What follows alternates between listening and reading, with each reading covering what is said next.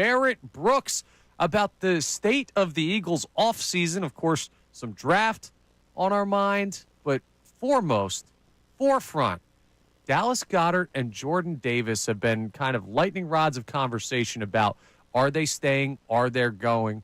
Do you think, Barrett, that either of those players are going to remain Eagles with questions about the contract situations? Well, I think both of them will remain Eagles for this season. I'm hoping. They don't have to do anything to pick up Davis's option for his fifth year next year. So we're not really worried about Davis at this point.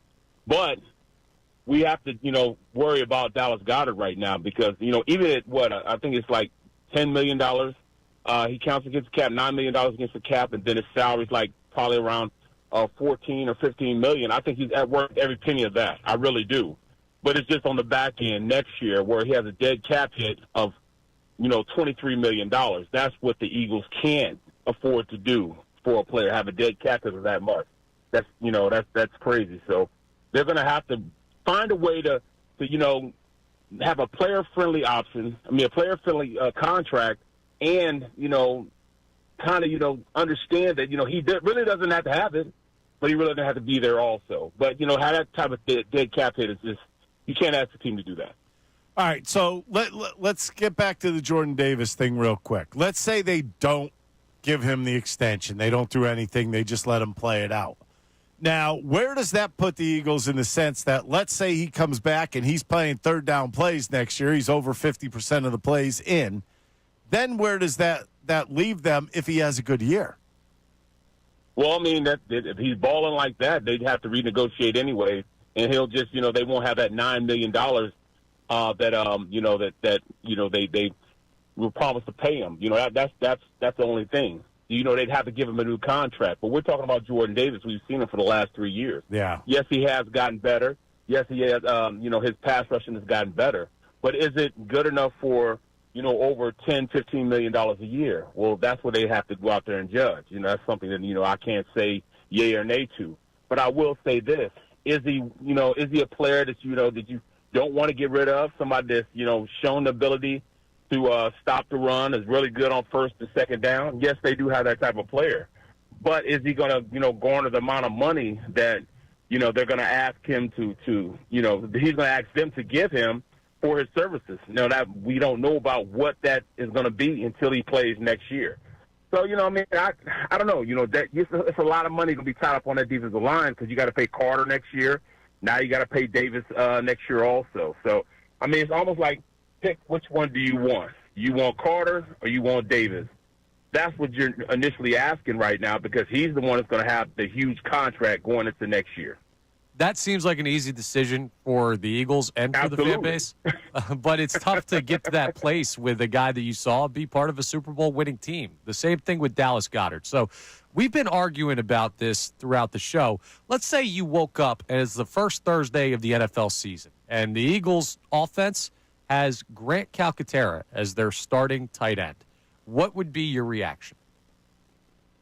What else do we have? Not saying Grant Calcaterra has shown the ability to now go out there and run blocks, when they ask him to. Is he a better run blocker than Dallas Goedert? By no means. Efficient enough to, go into the season with him.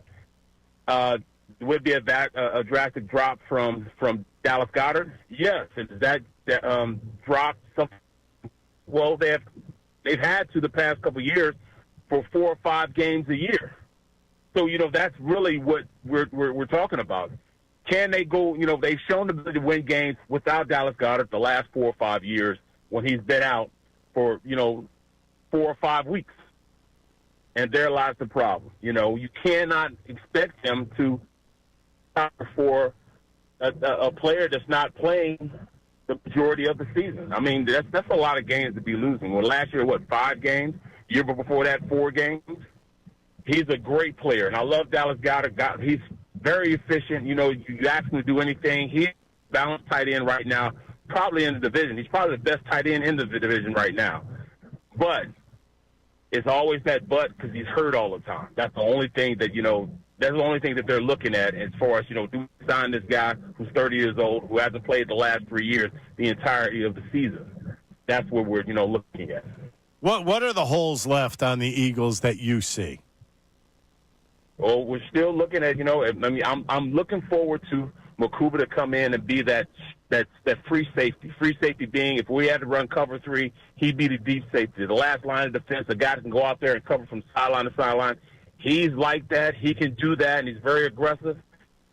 Reed Blankenship in a position where he's going to be more efficient because now he's going to be around the line of scrimmage. He can go out there and read things and see things and react to things. That's where he belongs anyways. He's that type of player. We don't like him to really be that deep safety last line of defense. You want a guy that's efficient enough to go from sideline to sideline. I think Makuba can do that. But I tell you what, going out and getting Campbell, and I don't think that he will miss that much of the season. I think he'll be there day one with his shoulder ready to play going into this season. So, I think, those are the two inefficiencies I see right now that haven't been plugged right now.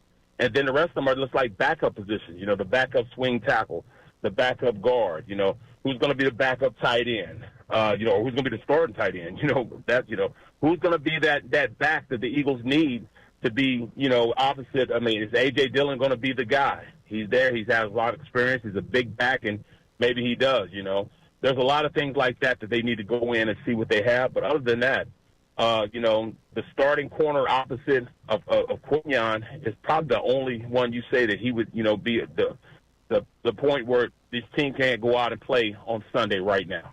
We're talking to Barrett Brooks. You can check out his work. NBC Sports Philadelphia joins us here on the Comcast Business Hotline. And Barrett, we talked about this a little bit yesterday, but Howie Roseman, is he making this look too easy? Is it getting boring that the Eagles just every draft, they seem to nail it? Every offseason seems to be simple. How does he do this?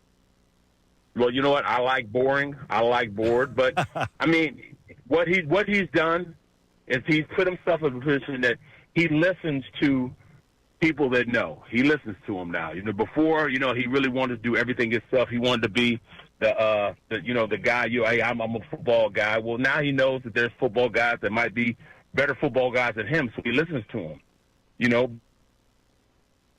It really making things happen, as far as the cap. So, he's just very good at what he does. And so he's good at what he does, and he has the coaches that kind of got him in the right direction, and the scouting department that does it is really making things very easy. You go out, you want to go out there and draft players? All right, I'm going to go out there and draft players, but I'm going to draft the players from the best teams. They usually have the best athletes. They go out and get the best players their freshman year. So just from that team, and that's what he's been doing. It's been very effective for him, and they've been very efficient how they brought these guys in. Barrett, quick yes/no question. If you were drafted in the first round by the New York Giants, would you go in and ask LT for his number? No, absolutely not. But we're talking about a player that we might be saying this 10 years from now, and he might be the best Giant, defensive player they've had in a long time. So that's something we also have to think about. True. Hey, it's a bold move up there by young Abdul Carter. Well, great work as always by Barrett Brooks joining us. Thank you so much for the time, man. We always appreciate it. We'll be talking to you down the road. Thanks a bunch, man. I appreciate everybody. Thank you.